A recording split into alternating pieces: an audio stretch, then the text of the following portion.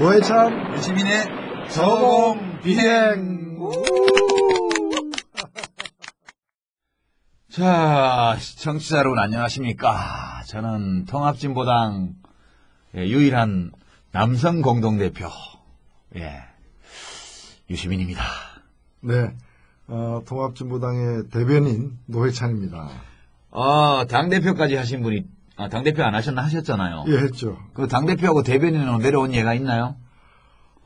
내려온 예는 없지만은 제가 다 해봤는데 예. 대표, 부대표, 사무총장 다 해봤는데 당 대표는 못 해봐가지고 대변인 못 해보셔가지고. 당 대변인을 못 해봤어. 이걸 하게 되면 이제 그랜드 슬램을 한다 그래서 당직 그랜드 슬램. 당직 그랜드 슬램을 합니다. 저는 주로 한 게 대표밖에 없어갖고 당직은. 예. 부럽네요. 앞으로 다른 거 한번 해볼 기회가 있으면 해보십시오. 예. 다음에 혹시 대변인은 저한테 물려주시면 어떨까요? 봐가지고 이게 쉽게 물려줄 수 있는 자리인지 한번 생각해보고. 대표가 잘 해드리면 예. 생각해 보시겠다. 예. 자, 그런데 오늘 우리 뭐 하러 만났죠?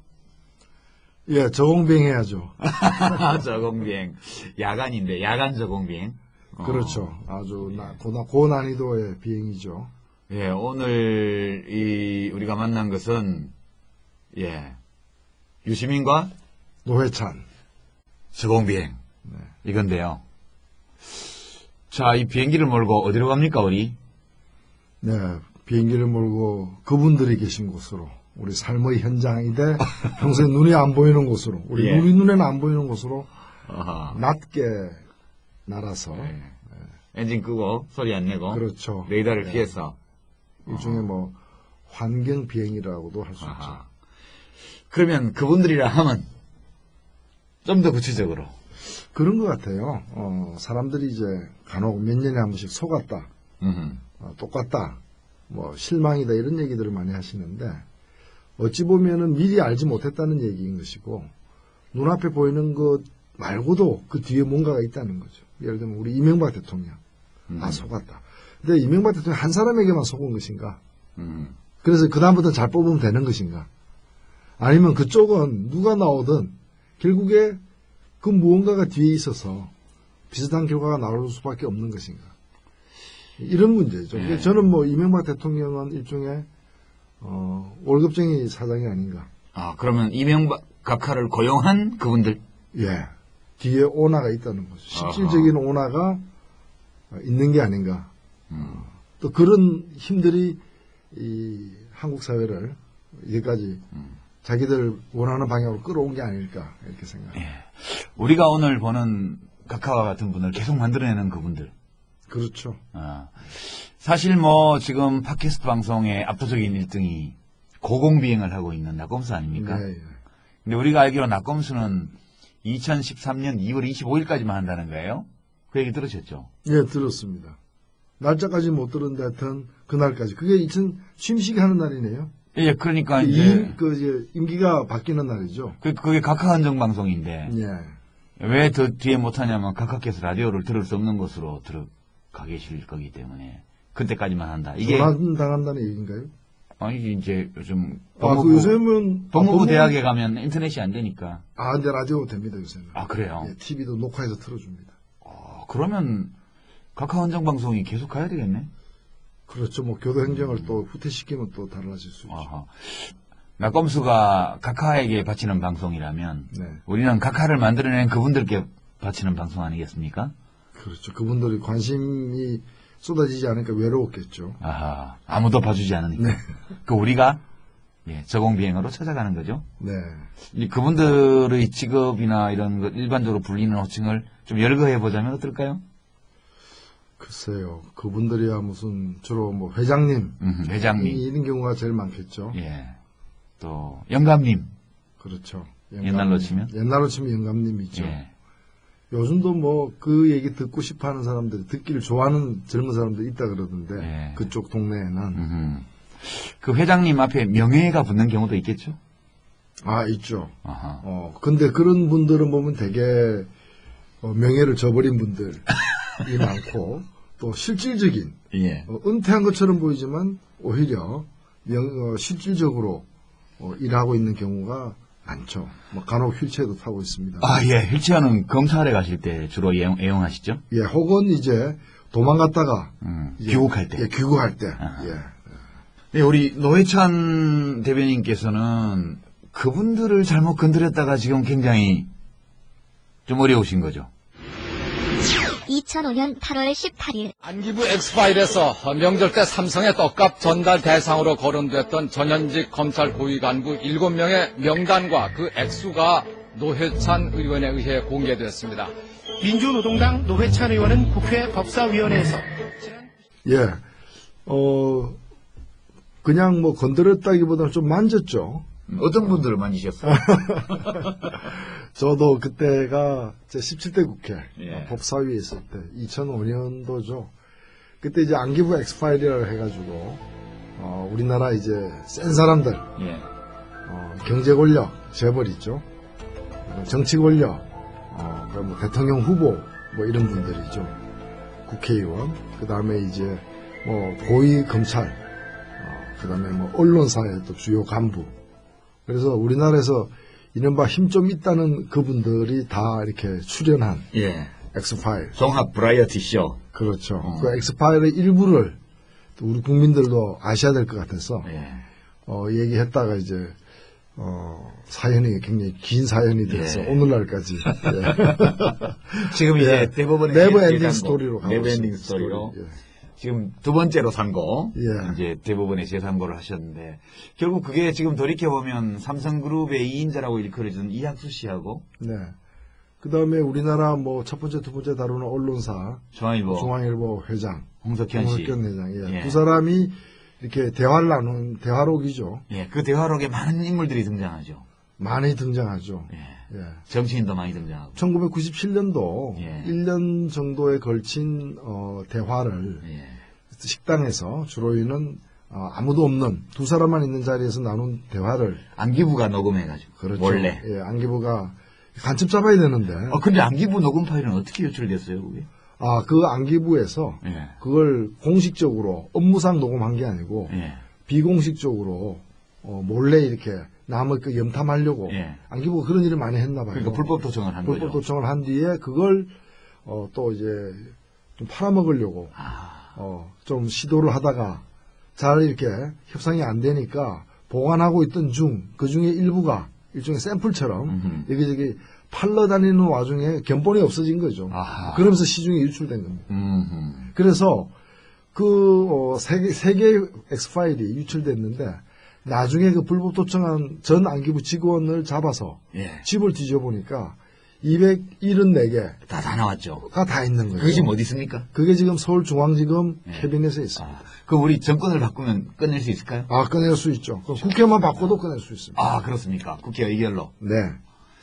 그런데 이제 그렇게 팔려고 왔다 갔다 하다가 누출된 파일 중에 하나가 그 뭐 검사들한테 떡값이라는 이름의 뇌물을 네. 계속 제공을 했고 또 뭐 국회의원들 누구 돈 받는 사람 안 받는 사람 얘기 나오고 네, 예. 그거를 신문사 회장님이 또 담당해서 했다 그런 얘기 아니에요? 그렇죠. 네. 주로 보면은 이제 한 사람은 그룹 2인자인데 그 사람이 하는 얘기가 이학수 예. 부회장이 하는 얘기가 회장님께서 지시하셨다. 하고서 회장님이 상당히 자상하신 분이에요.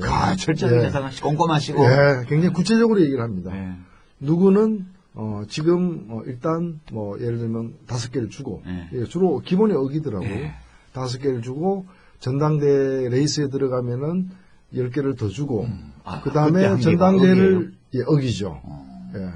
그분들은 기본이 억입니다. 대선 후보들한테 네, 대선 후보들이죠. 그래서 그도 당내 예비 후보죠. 예비 후보. 당내 예비 후보. 그래서 전당대를 통과 못하면 그러니까 모든 예비 후보를 다 챙겨주시는. 다 챙겨주죠. 예. 이야, 폭이 넓습니다. 이야, 훌륭하신 분이네. 네. 스케일이 크죠. 예. 근데 이제 그때 보면 기억해 보면 누구는 현찰을 주면 잘 안 받으니까 상품권이나 와인을 줘라 이런 것도 나온다고. 그 부분은 이제 우리 김영철 변호사. 그 부분에. 거기에 저보다 더, 엑스파일보다 더 상세한 게 몇 개 있는데 그 중에 한 대목이 공포 대목이고요. 그래서 주로 보면은, 누구한테 줘야 되고, 어떤 방식으로 줘야 되고, 어떤 규모로 줘야 되는지에 대해서는 사실 회장님이 크게 이렇게 교통정리를 해놓고 그걸 어떻게 실행할 것인가 와가지고 이제 얘기를 하면은 저 돈이 나오는 곳은 이제 그 뭐 삼성그룹인 것이고 예. 그걸 전달책 예. 어디 비자금 창구가 있겠죠. 예. 그 뭐 건물 뭐 20몇 층에 있다는 예. 그것이 주로 나온 걸로 보는데 주로 전달책 예, 전달책을 우리 신문을 그 발행하고 계시던 그 회장께서 훌륭하신 언론인께. 아 그럼요 밤에도 합니다 낮에도 하고 뭐 예. 야간 근로도 막 마다않고 예. 예. 근로기준부 위반인데. 자기 집 주차장 예. 에서도 드리기도 하고. 예. 근데 그것들이, 이게 우리가 진짜인가 하는 참 의문이 들 때도 있어요. 영화보다도 영화 예. 같죠. 그런데 그 이전에 이미 검찰 수사에서 단편 확인되었던 것. 예를 들면 어느 당의 유명한 후보의 동생. 예. 이름도 앞자, 두자, 두 번째까지 같은 분. 뭐, 그런 분들이 걸렸던 내용하고 같은 거예요. 그때는 돈을 좀 줄여서 받았다라고만 돼 있는데 알고 보니까 그거보다 더 큰 돈을 누구한테 밤몇 시경 어느 주차장에서 받았는 것까지 다 나오는 거죠. 근데 그 중에서 우리 노회찬 대변인께서 이제 이 말하자면 국민들한테 알려버린 게 네. 저는 그 중에 검사들 명단. 검사죠. 검사. 왜 그랬냐면은 제가 뭐 내용을 다 봤습니다만은 제가 그 당시 법사위 위원이었고 그 법사위는 대개 이제 보면 이제 뭐 법무부하고 검찰을 주로 대상으로 해서 여러 가지 업무 감사를 하는데 법무부 장관과 차관이 늘 그 국회 회의에 참석을 합니다.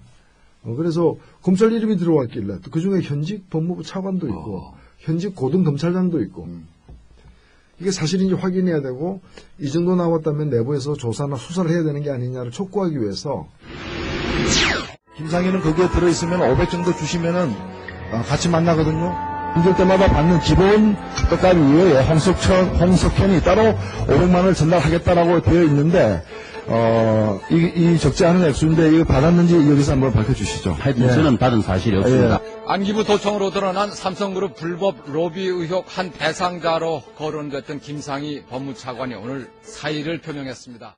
뭐 하루가 멀다고 신문에 또 8시, 9시 뉴스에 계속 그 떡값 검사들이 이니셜까지 해가지고 네. 공개되면서 K, 뭐 나오는데 P 이런 그렇습니다. 거요? 예. 나오는데 정작 뭐 그걸 이제 따져야 될 국회는 열리지도 않는다는 거죠. 예. 뭐 그러다가 결국 한 2달 정도 후에 열린 게 제 기억으로 2005년 8월 19일 날 열렸습니다. 법사위. 네, 거기서 제가 앞에 앉아 있는 법무부 차관 이름까지 포함해서 이러한 사람이 떡값을 받았다고 되어 있는데 사실이냐 묻고 또 법무부 장관 천정배 장관에게는 이거 수사해야 되는 거 아니냐 이렇게 했습니까? 수사를 안 했죠. 안 했어요? 예. 내가 조사를 법무부 장관이면 수사를 지시했을 것 같은데. 근데 이제 그게 제가 볼 때 그 당시 법무부 장관이 대검찰청 네. 검찰을 완전히 장악하지 못했더라고요. 검찰에다가 얘기를 했는데 검찰에서는 우리가 알아서 조사하겠습니다 해놓고 안 했네요. 제대로 조사를 안 한 거죠. 이제 그 내용을 이제 보도자료도 내고 보도자료를 인터넷에 올리고 이게 이제 인터넷 올린 게 위법이라고 해가지고 지금 이제 노회찬 우리 대변인께서는 기소가 돼서 유죄 선고를 받고 무죄를 받고 또 무죄를 받고 또 그다음에 대법원에서 유죄를 받고 예. 내려와서 또 유죄를 받고 지금 대법원의 재상고에서 네. 지금 노회찬법 이런 경우 공익을 위해서 누군가가 불법으로 녹음한 그런 자료를 공익을 위해서 공개한 사람은 처벌하지 않도록 하는 이런 법이 지금 통합진보당에서 국회에 이제 내려고 노회찬법으로 준비하고 있는 단계입니다. 여기까지 이 저공비행을 진행하는 우리 소신남 노회찬에 대한 설명이었어요. 왜 소신남이 되었나? 이제 영원히 우리 사회에서 더러운 뿌리를 내리고 있는 정경유 차가의 싹을 완전히 잘라내는 것이고 그리고 검찰은 검찰답게 언론은 언론답게 그리고 기업은 기업답게 그리고 정치인은 깨끗하게 하는 새로운 판을 만들어내는 일입니다. 따라서 우리의 싸움은 쉽게 끝나지 않습니다. 바로 이 싸움은 세상을 바꾸는 싸움이 될 수밖에 없습니다. 그분들, 예. 그죠? 회장님, 예. 또 회장님, 그러니까 재벌 회장님, 또 재벌회사 부회장님, 또 신문사의 회장님, 그 다음에 그들에게서 돈을 받은 걸로 나오는 불멸의 신성가족, 우리 검찰 가족들, 이게 다 그분들이죠. 그렇죠. 다 그분들이죠. 예. 그렇게 이제 앞으로 참정권을 제약받을지도 모를 그럴 유죄 선고를 눈앞에 두고 있는 이 순간까지도 계속 그분들을 만져주고 있는 소신남. 심정이 어떠신지요? 이 방송을 계속해서 진행하면서. 예, 뭐 저야 무덤덤하죠. 예. 수술실에 들어가는 의사와 같은 심정입니다. 그래요? 예. 수술 잘해야 되겠다. 그 의사가 심장이 콩닥콩닥 뛰면 안 되지 않습니까?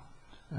그래서 어떻게 이제 이런 질병이 다시는 질환이 생기지 않게 할 것인가, 네. 또 이걸 어떻게 도려낼 것인가, 냉정하게 생각하고 그렇게 임하고 있습니다. 2008년 2월 25일 봉화.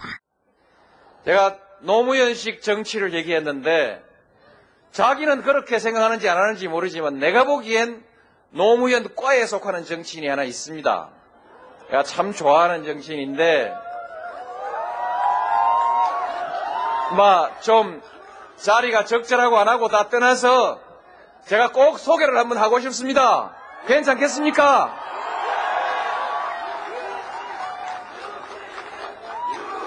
나오시오. 제가 보기에 우리 유시민 대표는 저만이 아니라 많은 사람들이 같은 생각이지만은 의리남이 아닐까. 이게 사실 의리남 이런 분들이 요새 점점 적어져가고 있어요. 경호실장이라며. 그렇죠. 사실은 그때 제가 직급을 상승한 건지 강등시킨 건지는 내가 잘 모르겠는데 노무현 대통령의 정치적 경호실장이다. 그건 사실은 욕은 아니에요. 우리 노 대변인께서 그때 붙여주신 거 아니에요, 그죠? 그렇죠. 원조가 제가 붙인 거죠. 뭐 나쁜 뜻은 아니었다. 근데 왜 사람들이 나쁜 뜻으로 자꾸 쓰지? 그 경호실장에 대한 과거의 이제 나쁜 추억 때문에 그런 건데 저는 뭔가 하면은 경호실장은 실제 아니지만 정치적으로 대변해주는 사람이 청와대 스태프 내에는 없어 보이고 오히려 누가 보더라도 그 어떤 정신과 철학과 마음을 잘 살펴서 대변할 걸로 보였고 또 그때 저하고 뭐 좀 논쟁이 있었는데 이제 그것 때문에 사실은 대통령이 저한테 뭐라고 할 수는 없는 거 아니에요. 그렇죠. 내가 대신 경호실장이 대신해야지. 그래서 이제 제가 노무현 대통령의 그 정치적 경호실장에 대해서 그때 연합뉴스에 떠서 그다음부터는 이제 계속 달고 다니셨는데 사실은 그렇습니다. 유시민 씨 만나보면요. 제가 하는 것이 다 마음에 안 들어서 때때로 쓴소리들 많이 해요. 물론 저도 그렇지 않겠습니까? 그러나 우리 오늘 제가 꼭 그렇게 고마움을 표시하고 싶었던 것은 가장 어려울 때 저를 지켜줬어. 여러분이 그랬듯이 어려울 때 친구가 친구고 어려울 때 견디는 정치인이라야 진짜 정치인입니다. 꼭 내 그 말씀드리고 싶습니다. 우리 노 대변인께서 이제 소신남께서 저보고 의리남이라고 해주시니까 고마운데 근데 제가 의리를 지키자고 했던 대상이시던 분이 이제 돌아가셨잖아요. 그렇죠. 이제 뭘로 의리를 지키나?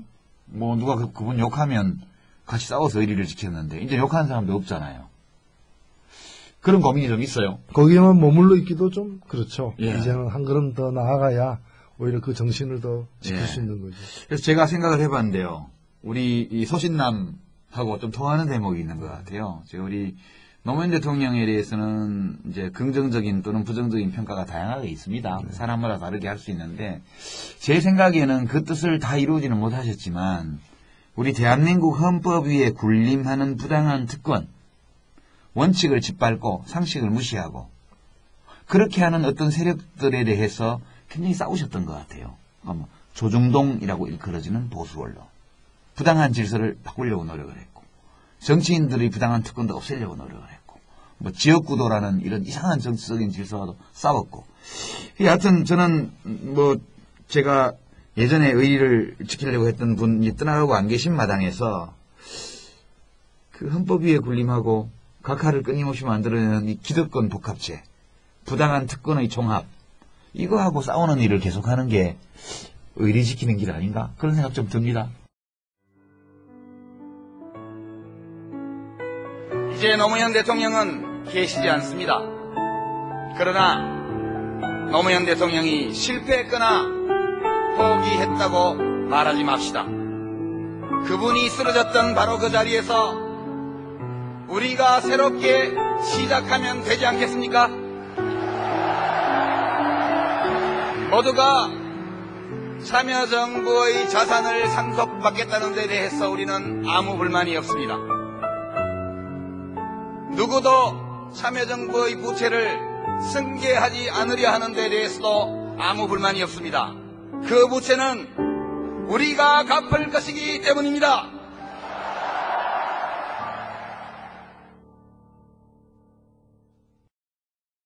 왜 의리남이 또 소신남이 서로 만나야 되는지에 예. 대한 설명. 우리가 왜 한 배를 탄다는 말은 있습니다. 예. 근데 사실 더 위험한 게 뭔지 아세요? 한 비행기를 탄다. 죽으면 그냥 같이 죽는 같이 죽는 거죠, 이거는. 진짜 위험하다. 그래서 진짜 위험합니다. 비행기 타면 조심할 수도 없어. 예. 비행기는 이제 구명진 던져주잖아요. 그러니까요. 배는. 예. 비행기는 뭐 던져줍니까? 무지개 던져줍니까? 구름 던져줍니까? 사고 나면 죽어야 돼. 그게 다시. 끝나는 거죠. 예. 예, 우리 그래서 그러니까 레이더에 걸리지 말고 저공 비행으로 안전 운행. 안전하게 싹 가가지고 예. 격렬하게 근데 사실은 쏘는 거야. 제대로 쏘는 게 안전을 확보하는 거죠. 공격이 최선의 방어다. 맞습니다. 그러면 의리남과 소신남, 소신남과 의리남의 저공비행. 네. 우리 절대 죽지 말고. 네. 비행기는 통합진보당에서 만들었습니다. 예, 그 로고가 딱 물결무늬 로고가 비행기 옆에 있습니다. 네. 그, 이 포탄 예. 또는 총알에도 다 새겨져 있습니다. 그러면 탄도 뒤에 다 새겨져 있어. 통합진보당 로고, 새물결. 예. 예. 노회찬 유시민의 저공비행. 우리의 비행기는 끊임없이 각하를 만들어내는 각하의 퇴임 이후에도 영원히 임기도 없이 선출될 필요도 없이 책임도 지는 일 없이 대한민국을 지배하려고 하는 그분들에게 헌정하는 방송. 끝까지 저공비행으로 찾아가서 정확하게 정밀하게 타격합니다.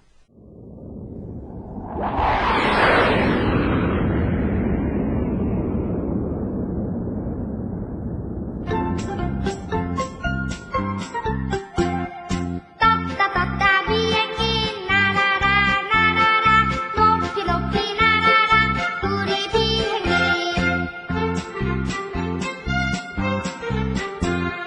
내가 만든 비행기 날아라 날아라 멀리 멀리 날아라 우리 비행기 오늘 예, 우리 야간 비행의 조종관은 제가 졌습니다. 저는 뭐 그분들에 대해서 특히 재벌 회장님들의 돈 거래에 대해서는 아는 바가 별로 없기 때문에 이 내용을 잘 알고 계신 소신남 우리 노회찬 소신남께서 이제 이 기관총 정소사를 하게 될 이 무기를 잡으시고 저는 예, 지시하시는 대로 비행기를 조용히 몰고 정확하게 타격할 지점을 찾아갑니다. 그리고 여기를 타격하는 기총소사하는 총알 탄두 뒤에는 하나하나 로고가 선명하게 새겨져 있죠. 예. 무슨 로고인지 아시죠? 통합진보당. 예, 통합진보당의 물결무늬 로고, 예, 물결 3개 네. 그에 새겨져 있습니다. 오늘 첫 회의 저공비행, 정밀타격을 위한 저공비행 오늘 첫 회는 예, 노회찬 소신남의 기총소사. 근데 그냥 아무렇게나 갈길 수는 없고 예. 뭐 하나 준비했죠? 타격 예, 예. 뭐 최근에 일어난 사건. 예. 최근에 아주 큰 사건이 사실 하나 일어났는데 이게 별로 관심이 없는 것 같아요, 사람들이. 맞습니다. 그리고 언론에도 생각보다는 적게 실리고 다루어졌고요. 예. 제가 볼 때는 광고하고 관계 있지 않은가 하는 생각도 들긴 하는데. 뭐 일반적인 추정입니다, 그렇죠? 아니면 그렇죠. 말고. 예. 추정은 일방으로 해야 됩니다. 예. 예, 복잡하게 하면 안 됩니다. 1월 5일 날, 그러니까 우리, 아마 언론에는 신문에는 1월 6일부터 보도가 됐는데, 우리가 잘 아는 SK. 예, SK. 너무나 잘 알죠. 예. 우리 뭐, SK 없이 전화도 걸 수 없고, 인터넷도 할 수 없고. 밥은 먹을 수 있나요? 밥 먹으려면 차를 몰고 가야 되는데, 기름이 있죠. 기름이 없죠. 예. SK 해운도 있고. 예. 예, 우리 생활에 굉장히 가까운, 큰 기업군이죠. 이 SK의 그룹 총수라고 할 수 있는 분, 최태원 회장. 예. 저 이름 함부로 부르지만 거기 있는 분들은 이렇게 못 부릅니다. 예, 우리 아무것도 아닌 사람들이 지금 예. 막 부르는 거예요. 그렇죠. 최태원 회장 이러면서. 예, 그러니까 우리는 떨거지니까 부를 수 있는 겁니다. 예, 뭐 우리 만나려도 전화도 못 해요. 그럼요. 예. 이 회장이 불구속 기소가 되었고, 예. 또 동생은 구속됐습니다. 최재원이죠. 동생은 또 이제 구속된 당시에 직함은 그룹의 수석 부회장이죠. 그렇죠. 우리가 이렇게 이름을 쉽게 부르는데 실제 이분들을 정치권에서 그 서열로 보자면은 이제 이재호 한나라당 의원이 구속되고 박희태 국회의장이 불구속 기소되는 상황하고 그 정도입니다 이게. 그러니까 굉장히 큰 사건이에요. 되게 이제 이 재벌 총수 알기 좀 우습게 아는데 실제로는 굉장히 힘이 셉니다. 그렇죠. 근데 이제 이분들이 사실 우리나라에서 보면은 삼성그룹, 현대자동차그룹 다음에 SK그룹입니다. 그러니까 재계 서열 3위 그룹의 회장, 부회장이 또 형제이기도 합니다만 한 명 구속, 한 명 불구속으로 그냥 다 사법 심판에 이제 오르게 됐다는 거죠. 뭐 때문이죠? 서울중앙지검은 거액의 투자금 횡령과 비자금 조성 혐의로 SK그룹 최태원 회장을 기소했습니다. 최 회장은 사적인 선물 투자를 위해 SK 계열사 자금 497억 원을 빼돌린 혐의와 임원들의 상여금으로 139억여 원의 비자금을 조성한 혐의를 받고 있습니다. 최 회장 형제가 공모해 횡령과 배임을 한 액수만 2천억 원대로 검찰은 추정하고 있습니다. 동생인 최재원 부회장이 구속된 점을 감안해 형인 최 회장은 불구속으로 재판에 넘겨졌습니다. 예, 그 사건이 이제 검찰이 발표한 바에 따르면은 검찰 발표는 그렇습니다.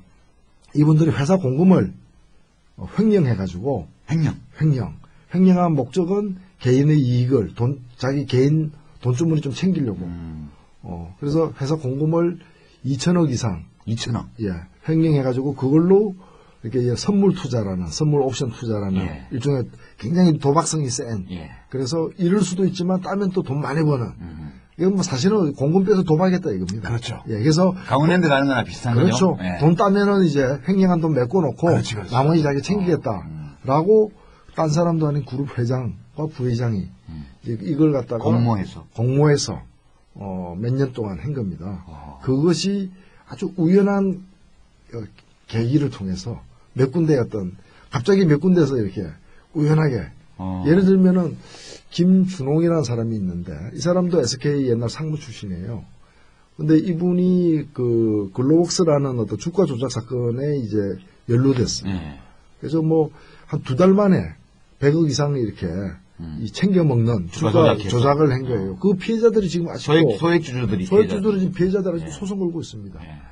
그래서 그 사람을 이제 그 수사하는 과정에서 그 사람 캐비넷 안에서 현찰이 한 130억 정도 나오고 거기서 또 최재원 회장의 그 인감증명서도 나오고 수석부회장 최재원. 예. 그 다음에 금괴도 몇 개 나오고 금덩어리라고 이제 알려졌는데 금괴도 나오고 그 다음에 이제 98개의 은행 계좌가 나온 거예요. 차명 계좌. 그 계좌를 이렇게 들춰봤더니 거기서 희한한 게 나온 거죠. 희한한 게. 보니까 수천억이 거래가 된 거예요. 수천억이. 거래 내역이. 예, 거래 내역이 수천억이 거래돼서 거기에 대해서 조사를 한 겁니다.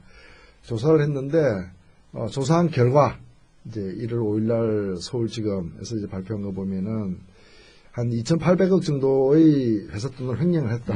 거의 3천억이네. 횡령을 해가지고 투자를 했다.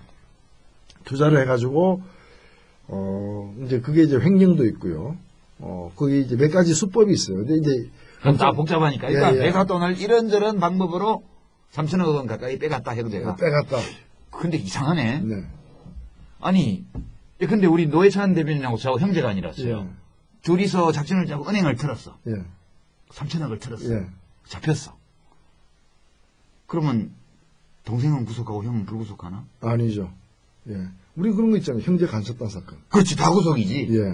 지금 아니 우리가 이렇게 인터넷에 우리 뭐 포털 사이트 검색 사이트 가가지고 형제 강도라고 검색해 보세요. 나오면은 형제 강도가 둘 다 구속됩니다. 다 구속이지. 다 구속이죠. 근데 형제 횡령은 하나만 구속해요? 여기에다 형제를 모두 법정에 세우는 데 대한 부담감도 검찰의 판단에 영향을 미칠 것으로 보입니다. 다만 검찰은 형제를 동시에 구속하지 않는 관행을 고려해 최태원 회장은 불구속 기소했습니다. 일각에서 제기된 검찰총장과 최 회장의 친분관계, 그리고 총수마저 형사처벌될 경우 기업과 경제에 미칠 악영향도 변수가 되고 있습니다. 이걸 갖다가 당시에 서울중앙지검의 3차장 검사가 발표를 했어요. 하니까 기자들이 물었어요. 누가 주범입니까? 하니까 주범이 없다는 거예요. 사실 내용적으로 보면 회장이 주범이에요. 그렇죠, 회장이 다 당연하죠. 지시를 했는데 동생은 사실 그 직함도 없다가 나중에 직함을 가졌던 사람이고, 그런데 회장을 구속 안 시키려고 하다 보니까 주범이 없다. 공범만 있다는 거예요. 두 사람이 공범이다. 같이 움직였다라는 거예요. 공모에 의한 공동정범. 그러면은 같이 구속이 돼야죠. 우리가 뭐 부부 간첩단 사건, 형제 간첩단 사건, 부부 강도, 뭐 얼마 전에도 형제가 이 택배 왔다고 해가지고 들어가서 신용카드를 빼앗아가지고 뭐 70만 원인가 이렇게 현금 인출하는 일종의 강도 사건이 있었어요. 그 두 사람 형제 다 한꺼번에 구속됐어요. 형제를 다 구속하면 늙은 부모님은 누가 모셔? 일단 법은 그 문제는 나중에 문제인 것이고, 왜냐면은 형제라고 해서 봐주면은 다들 이제 강도할 때 이제 형제끼리 하는 그렇지. 거죠. 그럼 이렇게 횡령도 형제라고 봐주면 횡령할 때도 형제간이 할 거 아니야. 그럼. 그러면 한 명은 딱 이제 잡히는 거죠. 잘못되더라도. 그래서 이건 있을 수 없는 일인데. 근데 그 검사가 누구의 이름이 뭐예요? 예. 관등성명 한번 대봐요. 지금 뭐 이건 발표한 사람이니까 윤갑근 서울중앙지검 3차장이 발표를 했는데. 그렇죠. 예, 윤갑근. 당 대표가 물으면 관등성명을 대야지. 그럼요. 예.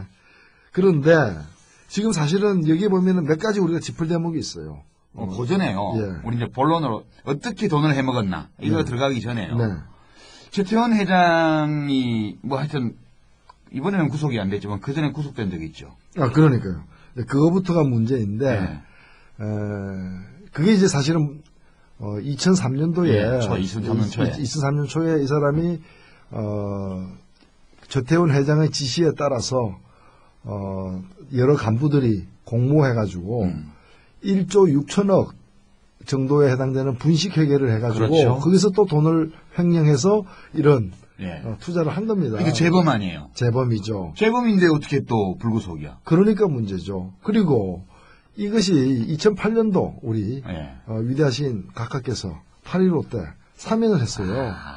그런데 이번에 검찰이 발표한 거 보면은 2008년도에 그 범죄에 대한 사면을 받고 특별 사면을 받고 2달 후에 다시 범행을 저지른 거예요. 그렇게 시기적으로? 시기적으로. 2008년 10월에 이제 회사돈을 빼돌리기 시작한 걸로 나오니까. 출소하자마자 들어갈 때 지었던 죄를 또 지은 거 아니야? 그런 거죠. 그렇게 되면 되게 가중처벌이죠. 그렇죠. 가중처벌. 가중처벌이죠. 액수도 장난이 아니야. 근데 최태원 회장이 그때 한 7개월 정도 징역 살았거든요. 그렇죠. 사실 이게 당시에 구속된 것은 잘한 겁니다. 그 당시에 이제 그 피해 금액이라거나 여러 가지를 볼 때, 또 이 사람이 책임자들 위치라거나 이런 걸 볼 때 구속된 건 잘한 건데 이제 집행유예로 나왔는데, 사실 이제 이런 사건이 있었으면은 그 당시에도 사실 이제 쉽게 보석을 주기 어려운 조건이었어요. 왜냐면은 이분이 제가 개인에 대해서 그렇게 관심 있는 분은 아닌데, 과거에 이제 94년도에 처음으로 이제 우리 법조계와 이렇게 인연을 맺기 시작합니다. 94년도에? 94년도에 그 노태우 대통령 따님하고 이제 결혼해가지고 그 미국으로 이렇게 가면서 그때 뭐 미국으로 가서 뭐 결혼 초기에 가면서 이제 세관에서 미화 20만 불이 이제 신고하지 않고 갖고 나가는 걸로 돼가지고 걸린 거죠. 노소영 씨 남편이. 그렇습니다. 그래서 그때 뭐라고 얘기했는가 하면은 이제 이분이 이거는 결혼 축의금으로 받은 거다 하니까 사람들이 돈 많은 사람들은 다르구나 이렇게 생각했죠. 그래서 이제 무혐의로 풀려났습니다. 그런데 그 다음 해에 95년 말에 이제 노태우 비자금 사건을 수사하면서 그 돈이 비자금의 일부라는 게 또 확인이 된 거예요. 그러니까 법무부하고 인연이 깊은 분이죠. 깊죠. 그래서 그 거짓말했다는 게 드러나고 또 스위스 은행 뭐 예금 다 드러나고 그 다음에 이제 2003년도에 됐고 이번에 또 다시 된 거니까 이건 뭐 거의 법조인이라고 봐야죠. 만주 법조인. 그래서 그거 하나만 보더라도 불구속 시킨 것은 이번에 우리 국민들의 법 상식으로는 납득할 수 없다. 그래도 이분들은 각하 위에 헌법 위에 계신 분들이니까 이해를 해야 되지 않겠어요, 우리가?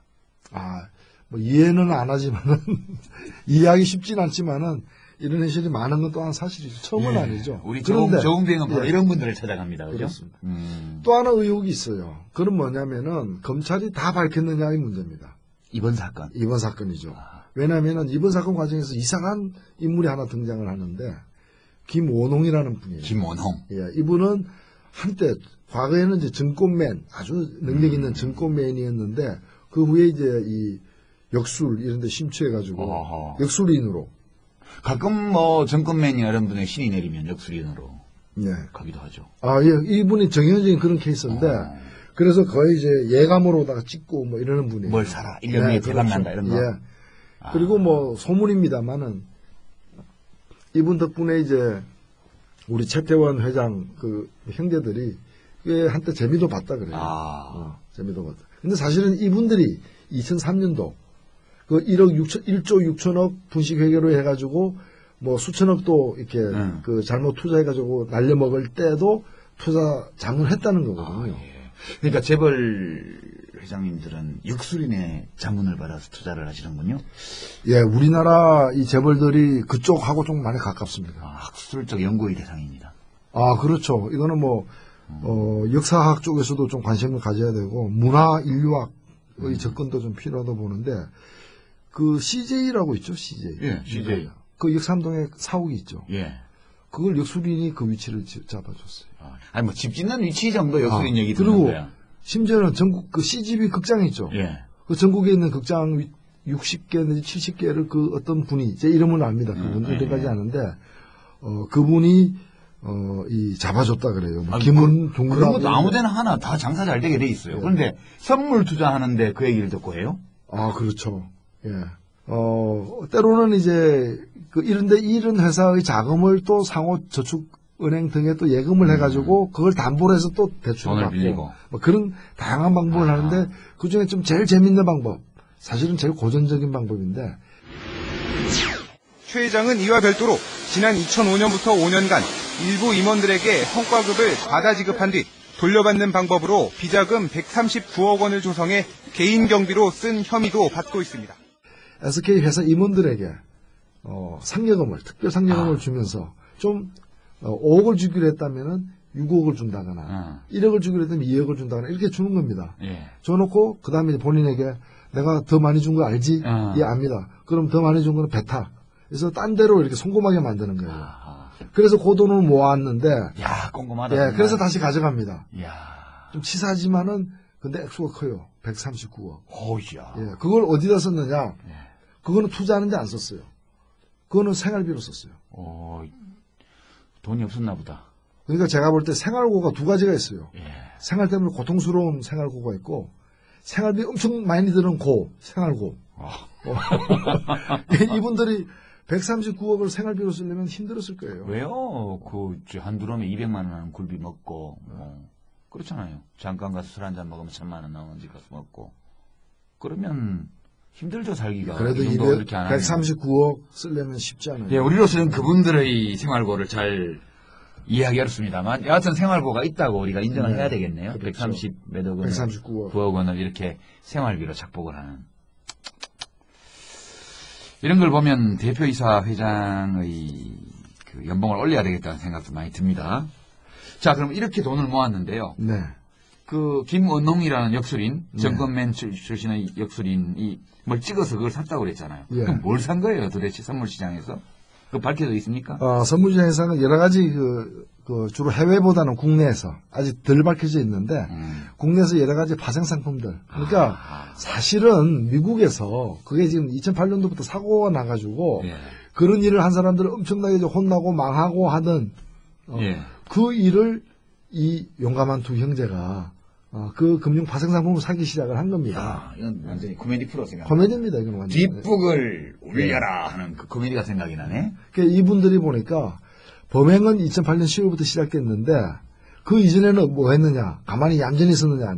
그 이전에는 본인들의 월급, 그 다음에 본인들이 갖고 있는 주식, 또 본인들이 대출 받을 수 있는 데까지 대출 받아가지고 다 한 거예요. 근데 이제 리먼 브라더 사건이 이제 2008년 가을에 이제 벌어지니까 금융기관이 엄격해졌잖아요. 그래서 돈을 더 이상 못 빌리는 거야. 심지어는 중소보험회사에 이 대기업, 우리나라에서 세 번째 큰 대기업 회장이 중소보험회사에 대출 신청했다가 당신은 이제 신용 한도가 다 찼습니다. 그러니까 신용 불량인 거죠, 일종의. 그래서 돈을 못 빌리는 상황까지 와요. 야, 부르재벌이네. 예, 부르재벌이죠. 그렇게 되니까 그다음부터는 이제 드디어 범행에 돌입을 하는 거죠. 그게 2008년 10월부터입니다. 그런데요, 이거 어마어마한 사건이네 보니까. 그러면 이렇게 몇천억 원을 갖다 썼으면 누가 피해를 본 거예요? 하여튼 누구 돈 갖다 쓴 거 아니에요? 이것은 이제 일단 그 주주들이 피해를 본 거죠. SK그룹 각 회사의 주주들. 예, 왜냐면은, 정상적인 투자를 하지 않고, 또 이게 투자해서 수익이 나오더라도 이거는 주주들이 나눠 가질 수 있는 수익이 아니잖아요. 예. 개인들이 먹어가는 거잖아요. 그러니까 아니, 그런데 주주들, 그 다음에 그게 직원들. 직원들. 주식을 안 갖고 있던 직원들. 그 다음에 사실은 이 주주와 직원만이 아닙니다. 더 넓게 보면은 이런 식으로 하면서 회사 돈이 뭉칫돈으로 빠져나가고 이제 결손이 생기게 되면은 SK 주유소 기름값 인상이 원유값 내렸는데도 이제 국내 시판하는 기름값 못 내리잖아요. 예. 통신료, 문자 비용 등 해서 우리 얼마나 비싸게 아직도 내고 있습니까? 예, 결국 이런 일반 소비자들에게까지 그 피해가 전가되는 거죠. 그러니까 이제 기본적으로 이렇게 뭘 해먹으려면 주주를 등치든가 소비자를 착취하든가 거래처를 등치든가 뭐 이런 거죠. 네. 그래서 사실은 도대체 사회이사는 뭐 했느냐? 사회이사는 누구예요 또? 사회이사도 많습니다. 많은데 저도 이 기회에 한번 조사를 해보니까 우리나라 이 대기업, 특히 주요 대기업, 10대 대기업의 사회이사들의 3분의 1은 이 오나와 연고 있는 분들 있죠. 그러니까 사회이사의 역할을 수행하기 애초부터 힘들었던 분이 이제 주로 마당쇠과에 속하는 그렇죠. 분들. 예. 그리고 재밌는 게 이제 사실은 2003년도에 SK가 저렇게 이 1조 원이 넘는 그 거대 금액을 분식회계하면서 기업의 이미지가 크게 실추하고 그룹 회장이 이제 뭐 깜빵에 가는 일까지 벌어졌잖아요. 그래서 그걸 만회하기 위해서 이제 투명 경영의 1인자가 되겠다. 우리 투명 경영의 1위 기업이 되겠다고 해서 투명 경영을 굉장히 강조를 했습니다. 그래서 이제 투명 경영 위원장을 또 둬가지고 사회이사 한 분을 남대우 씨라는 분인데 이분을 이제 아주 강직한 분이에요. 사회이사로 해가지고 임명을 했는데 이분이 또 사사건건 이렇게 여러 가지 이제 SK 그룹에서 하는 잘못된 일들에 대해서 지적을 했습니다. 그 석유화학단지 이런 데서 SK 회사들이 다른 회사들하고 담합해가지고 가격을 갖다가 이렇게 높게 매긴 거예요. 매겨놓고 그걸 또 정부에서 자진 신고하면 면해주는 그 제도에 따라서 자진 신고해가지고 자기들이 착복한 그 부당 이익의 절반만 벌금으로 내는 거예요. 절반은 번 거죠. 그리고 나머지 신고 당한 같이 합의했던 남은 다 물어내야 되는. 그래서 이분이 이것을 최태원 회장 앞에서 다 있는 회의 공식회의 자리에서 뭐 하는 짓이냐? 부끄러운 일이다. 이런 일이 이 투명 경영을 얘기하는 SK에서 있어서는 안 된다고 얘기를 했거든요. 그분이 남대우. 그 다음에 어떻게 됐겠습니까? 잘렸겠지 뭐. 이분이 어떤 경제 전문지하고 이렇게 그 인터뷰를 하는데 그걸 또 몰래 엑스파일처럼 녹음을 해가지고 본인 몰래. 그 회사의 그 주요한 간부고 사회이사인데 인터뷰한 걸 몰래 녹음을 해가지고 들어보고 그 신문사에 전화해가지고 멋있게 하고 이 부분 빼라고 얘기하고. 이게 어느 나라에서나 있을 수 있는 일이에요. 대한민국에 있는 일이죠. 그렇죠. 사실 그 정경련은 이제 이 사건이 나자마자 바로 이렇게 성명을 발표했어요. 기업가 정신을 훼손시키지 않도록 선처해 주십시오. 그래가지고 욕을 많이 먹었죠. 그 뭔 말이에요? 그러니까 뭔가 간단히 얘기해서 경제인은 돈 버는 사람이고 돈 버는 게 애국인데 애국하다가 생긴 일인데 그걸 집어넣으면 어떡하느냐. 구속시키지 말아달라는 얘기입니다.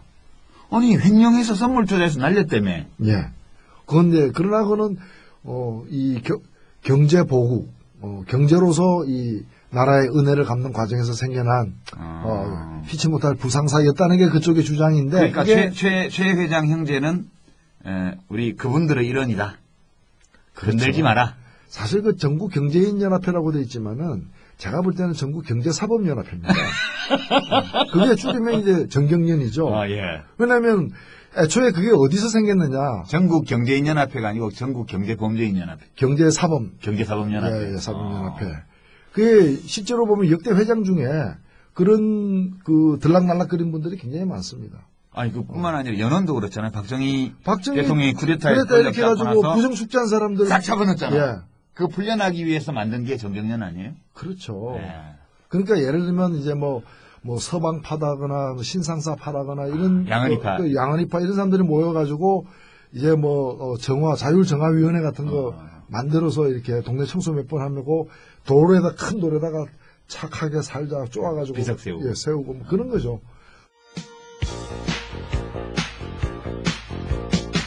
하늘에 주각도 떠있고 강물엔 유람선이 떠있고 저마다 누려야 할 행복이 언제나 자유로우고 뚜렷한 사계절이 있기에 볼수록 정이 드는 산과들 우리의 마음속에 이상이 끝없이 펼쳐지는 곳 원하는 것은 무엇이든 얻을 수 있고 원하는 것은 무엇이든 원하는 것은 무엇이든 얻을 수 있고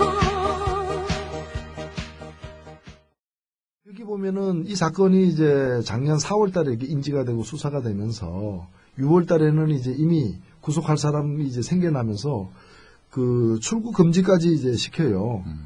누구를요? 그 김준홍이라고 아, 예. 계열사. 계열사 베넥스. 베넥스 이제 대표이사로 예, 되어 있는 예. 김준홍을 출국 금지를 시키는데 그럼 이제 범행에 대해서 뭐 거의 확신 단계에 온 거죠. 그렇죠. 근데 SK 그 압수수색을 언제 하는 줄 아십니까? 11월 달에 합니다. 아하. 한 6개월 후에. 예, 굉장히 신중하죠. 아, 예. 예. 만사부려튼 듯. 예, 그분들을 모실 때는 신중하게 모셔야 돼요. 엄청나게 신중해. 예. 그래서 이 5개월 동안 빼돌릴 거 다 빼돌리고. 예. 그런데도 들켰어. 예, 들켰어요. 들켰는데 그 들킨 사람은 어떻게 했는지 아십니까? 이 들킨 사람들은 일종의 증거인멸죄예요. 그렇죠. 예, 약식 기소했습니다. 약식 기소. 서류 빼돌려서 막 없앤 사람들. 예, 없앤 사람들. 그거 주모자 등에서. 약식 기소라면 약하게 기소한다. 그렇죠. 약식 기소는 그냥 이제 벌금형으로 예, 그냥. 벌금 같은 거 내놓고 끝나는 거죠. 아, 예. 그러니까 어느 범죄에서 다른 사건에서 증거인멸. 예를 들면은 뭐 FTA 반대 시위하다가 예. 시위하다가 누가 이렇게 뭐 막대기로 하나 휘둘렀는데 그거 잡으려고 그러는데 그 막대기 이래가지고 버려버렸다. 예. 같이 잡아가지고 똑같이 구속시켜버리잖아요. 그렇죠. 예. 증거인멸하면. 예. 그런데 그걸 이제 악질적이다까지 이제 얘기를 죄질이 하는데 나쁘다고 죄질이 표현하죠. 나쁘다고 예. 얘기하는데 그렇게 된 거예요. 원래 어저께 내가 그저께 원희룡 의원한테 들은 얘기인데 네. 제일 질 나쁜 범죄가 들킨 죄라고 그러더라고. 우리나라에서는. 가장 죄질이 나쁜 게 들킨 죄라고. 왜 들켰니? 예. 들키지 말아야지. 너 죄질이 나빠. 들켰으니까. 그래서 그 재벌을 영어로 뭐라는 줄 아십니까? 모르겠는데요. 재벌을 영어로 CHABOL 이렇게 합니다. 예. 왜냐? 그 발음대로 하는 거예요. 예, 재벌. 예, 재벌. 예, 왜 국제어입니다, 발음하냐? 국제어. 예, 왜 그러냐? 그 말에 맞는 용어가 없거든. 다른 없어. 질 수가 없어. 없거든요. 예. 없기 때문에 일본에도 재벌은 없어졌어요. 예. 사실 그는 2차 세계대전 끝나면서 이제 없어진 건데. 자기가 예. 없어졌는데 말은 옛날에 있었기 때문에 말은 남아있지만 실제로서 재벌은 없는 거죠. 대한민국에만 있는 거죠. 재벌. 그래서 그 검색해 보면은 이게 뭐 몇 가지 이제 그 재벌이 그 말을 썼던 기사에 보면은 뭐 로스앤젤레스 타임즈라거나 월스트리트 리뷰라거나 이런 데 보면은 이제 그 휠체어라는 말하고 같이 이렇게 많이 나옵니다. CHABOL, 재벌. 하고 휠체어. 예. 휠체어. 그래서 이게 사실은 왜 그러냐면은 이 사건에서 우리가 더 보아지는 것이 왜 이런 걸 막을 수는 없었던가. 그거는 처벌을 약하게 했기 때문이다. 제가 볼 때는. 그래서 제가 이 처벌 쭉 사례를 살펴보니까 SK 같은 경우에 이제까지 잠깐만. SK 최태원 형제만 형제 횡령단이라서 동생만 구속한 게 아니고 다른 모든 재벌의 범죄의 역사 속에서도 이와 같이 온정적인 국가 권력의 행사 나타난다. 아, 그거는 뭐 그 일종의 그 국가 시책의 기본 방향처럼 돼 있는 게 대표적인 아니라. 사례를 한번. 예, 예를 들면은 우리가 지금 사면 같은 게 이제 문제가 많이 됩니다만은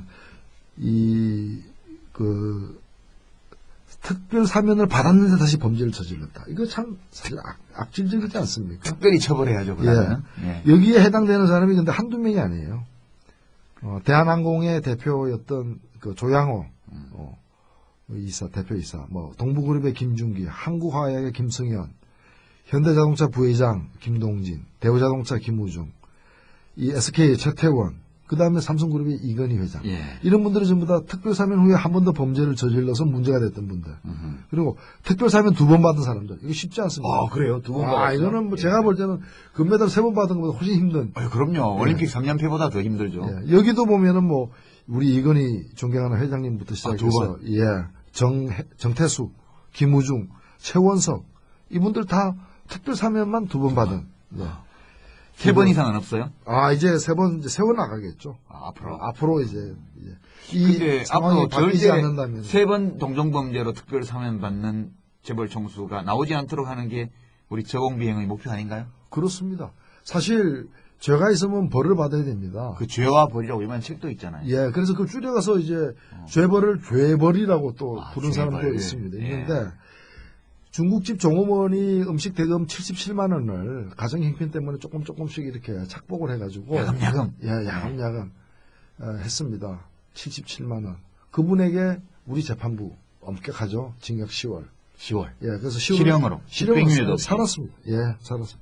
그 다음에 그 비디오 가게 종업원이 이제 그 비디오 가게에서 돈을 갖다가 이제 얼마를 훔쳤어요. 21만 원. 그 다음에 시가 40만 원 상당의 그 비디오 카메라를 훔쳐가지고 이건 또 중고 시장 가가지고 10,000원에 팔았어요. 그래서 22만 원을 착복했어. 이분에게 우리 법원에서는 다시는 그런 짓 하면 안 된다. 강력한 신호를 주기 위해서 징역 8개월. 집행유예 없이. 예, 살았습니다. 그런데 우리의 그 존경하는 이 재벌들에게 대해서는 국가가 특별 사면을 2번씩이나. 예, 그리고 대개 보면은 이 우리 특정범죄 가중처벌법에 보면은 그 범죄 행위로 인해 가지고 그 자기가 그 재산삭 취득한 그 수익이 5억 이상일 때 5억에서 50억일 때와 50억 이상일 때가 달라요. 50억 이상일 때는 이제 무기 또는 5년 이상의 징역에 처하게 돼 있습니다. 처하게 돼 있다 이거죠. 그런데 지금 우리나라 재벌들 보면은요, 저는 이거 최태원 회장 형제의 그 앞으로 재판은 안 받아합니다. 2년 6개월 내지 3년 징역에 집행유예 5년으로 나올 겁니다. 이게 공식이에요. 왜 이렇게 나오느냐? 아니 전부 다 보면 50억 이상으로 범죄를 저질렀는데 왜 이렇게 나오느냐 하면은 여기에 이제 장량 감경이라 해가지고 장량 감경. 예. 그래서 5년 이상의 범죄인데 5년 이상의 형을 때려야 할 범죄인데 여러 가지 이유를 달죠. 국가 경제 뭐 이렇게 달아가지고 이분들은 국가 위에 계신 분들이 뭐 항상 그래서 그걸 갖다 형을 3년으로 줄이는 겁니다. 사실은 이게 이런 액수로 보자면은 7년 이상도 받고 이래요. 앨런 있잖아요. 앨런은 무기징역 아니에요, 사실상? 무기징역 받은 거죠. 왜냐면 24년을 받았어요. 그렇죠. 그 나이에 죽을 때까지 살아라. 지금도 살고 있지 않습니까? 지금도. 벌써 지금 10년 넘었죠. 10년 넘어 살고 있으니까. 그러니까 이제, 그리고 그때 도와줬던 그 회계법인은 아예 문을 닫아버렸잖아요. 문 닫아버렸잖아요.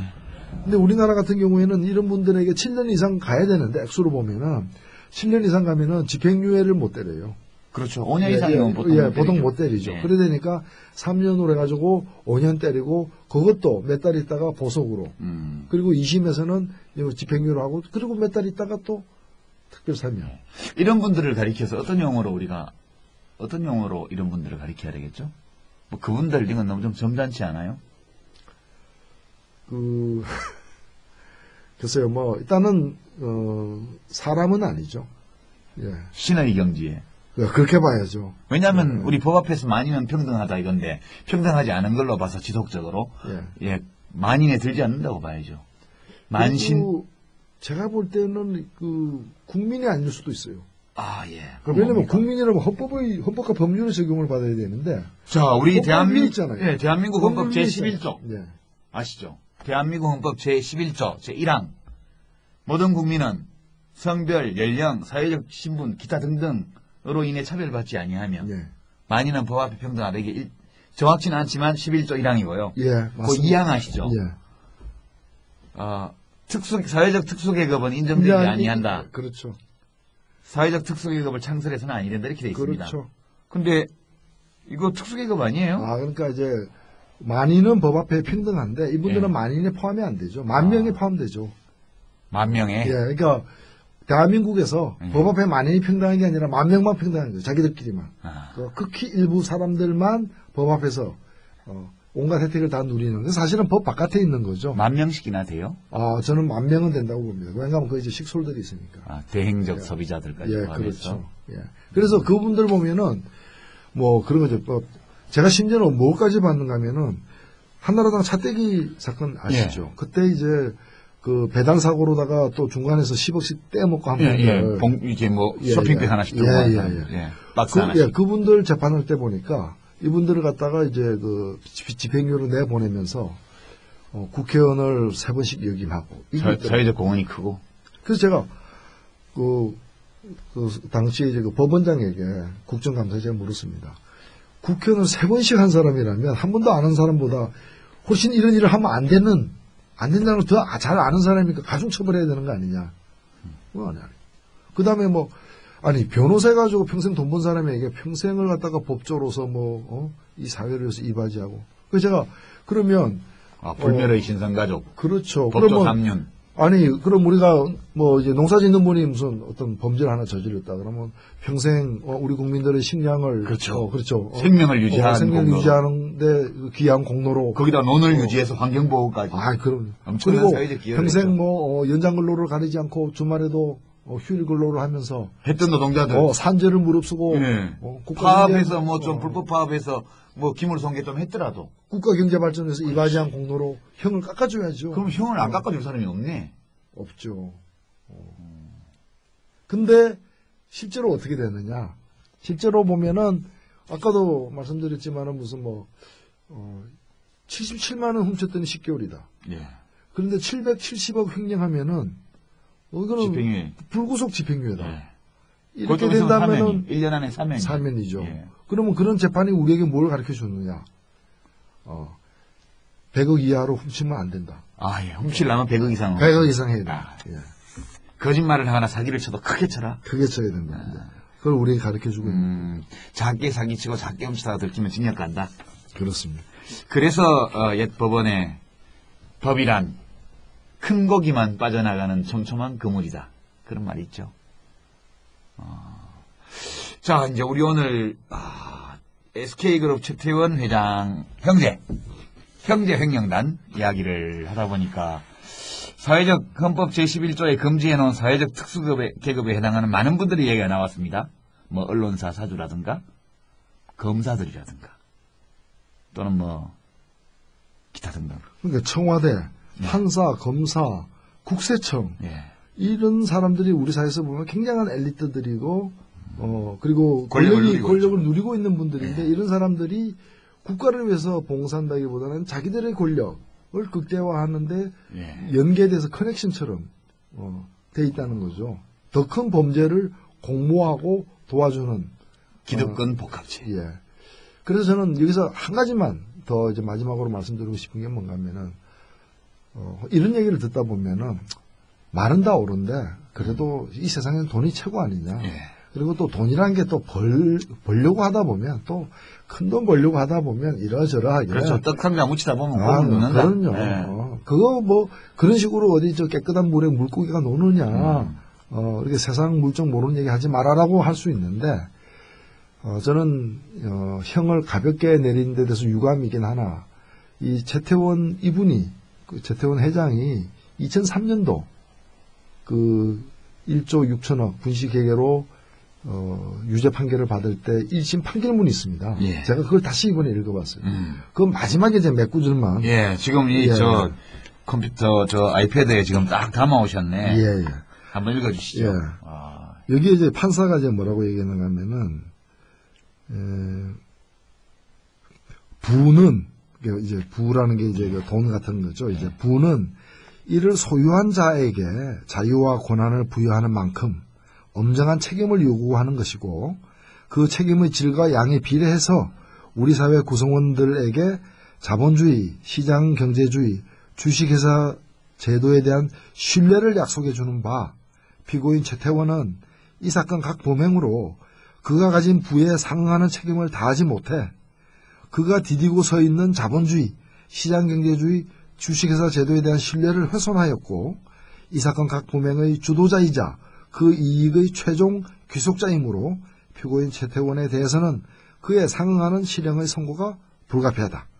이상의 이유로 주모와 같이 판결한다. 그러니까 이 내용은 뭔가면은 부를 소유한 만큼 책임이 있다는 것이고 책임을 다하지 못했을 뿐만이 아니라 그 범행 과정을 통해서 자본주의를 위험하게 만들었어. 위험에 빠뜨렸어. 그렇죠. 네. 그러니까 반체제야, 반체제. 반자본주의 사범인 거예요. 예. 그래서 자본주의라면은 돈이 많은 사람이 지 맘대로 하는 게 아니다라는 걸 이런 상당히 좀 어떻게 보면 좀 보수적인 예. 그런 법정에서도 판시를 하고 있다는 거죠. 그러니까 자본주의는 돈 많은 놈이 지 맘대로 하는 체제가 아니고 돈이 많으면 많은 만큼 그에 대한 책임을 다함으로써 체제를 안정시킬 책임이 있는 그런 게 바로 그렇죠. 부자들이다 그런 얘기죠. 그렇죠. 우리나라에서 지 맘대로 할 수 있는 곳은 동물원 우리 안에서 센 동물이 약한 동물에게 지 맘대로 할 수 있습니다. 동물은 우리만 벗어나는 순간 규제가 들어가는 겁니다. 예. 맹견 조심, 맹견주의. 맹견을 함부로 놔뒀다가는 그 주인이 처벌받습니다. 예. 그래서 사람이 맹견처럼 힘을 가졌다 해서 그 힘을 갖다가 거리낌 없이 쓰는 것은 본인의 자유의지에 의한 것처럼 보이나 법으로는 상당히 규제받고 있는. 그래서 저는 보수는 뭐냐? 지 맘대로 하는 게 보수가 아니에요. 이런 걸 지키는 게 보수예요. 이런 걸 못 지키는 건 보수도 아니죠. 그건 그냥 범죄인일 따름입니다. 그래서 저는 오늘 한국 자본주의는 누구에 의해서 도전받고 있느냐? 재벌 총수들에 의해서. 그렇죠. 뭐 트위터에다가 무슨 RT 몇 번 해가지고 국가보안법 위반으로 구속된 사람들에 의해서 한국 자본주의가 위협받는 게 아니라 한국 자본주의 근간은 누가 흔들고 있는가? 수천억 비자금 해먹은 놈들, 헌법 유린하는 사람들, 법 알기를 무시하는 그 우습게 하는 사람들, 그분들. 그 우리 지금 이 저공병이 하다 보니까 자본주의 체제를 지키기 위한 방송처럼 아니죠. 예. 우리는 일단은 자본주의도 제대로 굴러가야 더 고칠 거 고칠 수 있는데 이건 이제 자본주의만도 못한 것들. 그렇죠.를 얘기하는 거죠. 예. 집을 어디서 집 수리할까 이러고 우리는 있는데 집은 영감 이대로 갈 수 없잖아요. 집을 수리해야 되잖아요. 비도 새고 나가가지고 근데 옆에서 누가 보니까 톱으로다가 기둥을 쓸고 있어. 기둥뿌리 쓸고 있어. 막아야 돼. 그럼 막아야지. 그거 막는다고 해서 나는 그럼 이 낡은 집을 뭐 동의하느냐 이렇게 그건 아니지. 그건 아니라는 거죠. 집을 고쳐 짓더라도 질서정연하게 계획에 따라서 그렇죠. 더 나은 집으로 해야지. 그 밑둥을 썰고 있으면 곤란하죠. 그거 밑둥 썰어갖고 빼갖고 자기 방에 불 떼겠다는 거 아니에요. 그렇죠. 날 춥다고. 예. 자, 오늘 우리가 유시민 노회찬과 유시민의 서공비행. 뭐 좀 우리 청취자 여러분 어떻습니까? 이 조용히 날아가서 SK그룹 최태원 회장 형제의 횡령 사건에 관해서 우리가 좀 집중적인 조명을 좀 해봤습니다. 사격을 하시고 난 기분이 어떠신지요? 아직은 착잡하죠. 왜냐하면 다 이제 조사되지 않았다. 다 파헤쳐지지 않았다. 또 되풀이될 것 같다. 예. 그리고 뭐 한두 명만 문제 삼아서 해결될 문제가 아니다. 이 시스템, 예. 이 거대한 힘들 왜 각하가 자꾸 재생산되는지 이제 우리 조금 이해할 것 같지 않습니까? 자, 이거 이제 최태원 회장 형제의 재판 누가 보도할까요? 어느 언론이? 우리 저공비행 끝까지 한번 따라가 볼까요? 재판이 중간에 어떻게 되나? 끝까지 가야죠. 예. 특파원 법정에 보내야 되겠습니다. 예, 그래야죠. 공판을 이제 알아봐가지고. 그리고 또 저공비행 때문에 또 많은 분들이 또 관심을 가지면은 그만큼 또 감시의 눈초리가 더 많아지겠죠. 예, 우리 이 저공비행이 팟캐스트에 올라가서 얼마만큼 많은 청취자들이 들으실지 모르겠습니다만, 이 특수계급에 속하지 않은 언론사에게 부탁합니다. 추적해서 계속해서 재판 과정을 보도해야겠죠? 검찰이 아직도 밝히지 않고 있는 또는 밝히지 못하고 있는 어느 쪽인지 모르겠지만 나머지 3,500억 원 정도의 돈의 출처 이것도 좀 조사해야 될 것 같고요. 또 베넥스 인베스트먼트 거기 지금 잡혀있죠? 구속돼 있죠? 구속돼 있습니다. 거기 좀 더 조사해야 되고요. 중국에 머물고 있다는 증권맨 출신의 역술인 김원홍 씨. 김원홍 씨도 귀국하셔야 되죠? 귀국해야죠. 귀국시켜야죠. 하나하나 보겠습니다. 오늘 저공비행 여기까지 일단 기총소사를 중단하고 추후에 재공격을 할 필요성이 있는지를 판단해서 필요하면 SK그룹을 향해서 다시 한번 방문하도록 그렇게 하겠습니다. 그리고 이 사건에 관심을 가져야 할 언론들에 대해서도 저희들은 지대한 예. 지속적인 관심을 가져가겠습니다. 예. 이거 크게 제대로 심층 취재하는 언론사 있으면 저희 저공 비행에서 확실하게 비행기에 실어서 삐라를 쫙 온 세상에 광고해 드리겠습니다. 예, 뿌려드리겠습니다. 자, 오늘 첫 방송 예. 이걸로 마무리해야 되겠는데요. 아, 그래야죠. 예, 어떻습니까? 하시고 난 느낌이? 아, 예, 뭐 처음이긴 하지만 예. 할만하다. 역시 비행기는 타고 봐야 되겠구나. 다음엔 우리 좀 익숙해지면 뒤에도 예. 한 사람 태우자고. 아, 그렇죠. 예. 예. 자, 그러면 오늘 저공비행 첫 회 제가 조종관을 잡고 네. 예, 우리 이 기총소사는 우리 소신남께서 많이 하셨어요. 예, 마음껏 쏘았습니다만. 시간 제한도 없고 막 쐈습니다. 예, 뭐 모자란 부분 또 다음에 예. 쏘겠습니다. 다음에 저공비행의 목표는 며칠 후에 말씀드리기로 하고 네. SNS로 그렇죠. 예, 오늘 의견도 저공비행, 듣고. 예, 저공비행 첫 회는 여기서 아쉬운 마무리를 하겠습니다. 청취자 여러분, 유시민, 노회찬, 유시민의 저공비행.